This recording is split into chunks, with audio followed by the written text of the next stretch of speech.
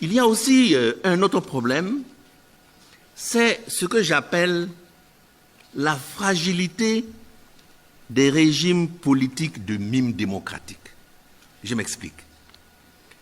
Est-ce que vous avez déjà vu un seul pays dans le monde qui ait démarré son développement avec la démocratie? Ça n'existe pas dans aucun pays dans le monde. Mais nous nous fatiguons. La démocratie est un outil de fin de parcours, pas de début de parcours.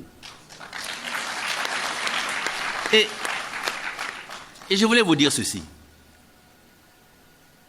Les États-Unis d'Amérique, qu'est-ce qui a fait le développement des États-Unis d'Amérique? C'est l'esclavage. C'est l'esclavage. Et les États-Unis d'Amérique, non seulement c'est l'esclavage des Noirs, mais aussi ils ont assassiné les Indiens pour récupérer toutes leurs terres. Ça, c'est la démocratie. Les Français, ces trois empereurs qui, après la Révolution, ont pris le pouvoir en France. Napoléon Ier, Napoléon II, Napoléon III. Est-ce qu'un empereur, c'est une démocratie? Et les fondations du capitalisme français, c'était au XIXe siècle. Oui, non? Prenons le cas de l'Angleterre, qui se prévaut de démocratie. La reine Victoria, c'était une femme, une maîtresse femme. Elle régnait de main de fer sur un empire sur lequel le soleil ne se couchait jamais. L'empire britannique, le soleil ne se couchait jamais sur cet empire-là, tellement c'était répandu dans le monde entier.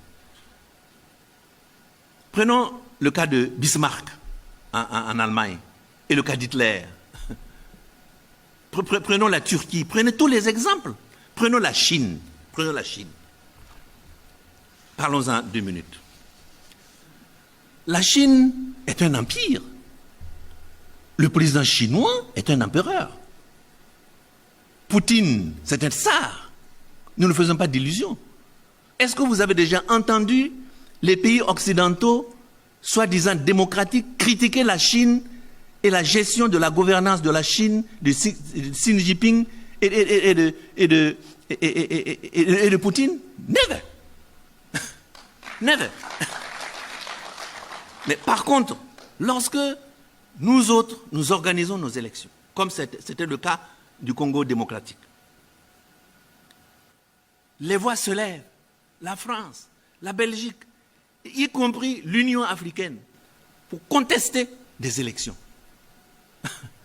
Alors, je pense que nous devrions reformuler la démocratie.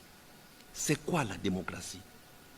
La démocratie, c'est des institutions fortes qui permettent à une société de se regrouper dans un consensus pour réaliser des objectifs de développement, où chacun puisse trouver un emploi. C'est ça la véritable démocratie. Chemin faisant, on peut, on peut détendre.